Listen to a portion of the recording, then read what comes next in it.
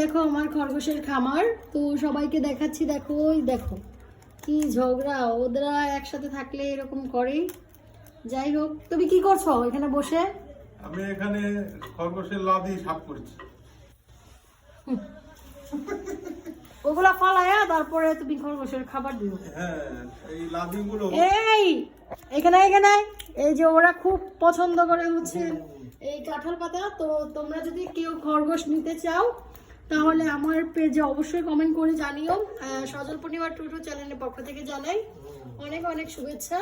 তো তোমরা যদি কেউ আমার থেকে মানে খরগোশ কিনতে চাও তাহলে আমার ইউটিউব চ্যানেলে ফলো করো, আর হচ্ছে আমি নাম্বার দিয়ে দিয়েছি, সেটার মধ্যে যোগাযোগ করো, তাহলে এই খরগোশগুলো সন্ধান পেয়ে যাবে। তো দেখো খরগোশগুলো দেখাচ্ছি, আরও রয়েছে এই ভিতরে ভিতরে বাচ্চাগুলো রয়েছে, ওরা বেরোচ্ছে না। মাটির নিচে বাচ্চা দিয়েছে অনেকগুলো, তো প্রায় 12টার মতন বাচ্চা দিয়েছে। যাই হোক, সেই বাচ্চাগুলো এখনো মানে বড় হয়েছে মোটামুটি, বেশি আপাতত হয়নি। যাই হোক, এটার পেটেও বাচ্চা আছে। যদি কেউ এই কালার বাচ্চা চাও তাহলে আমাকে কমেন্ট করে জানিও। ধন্যবাদ।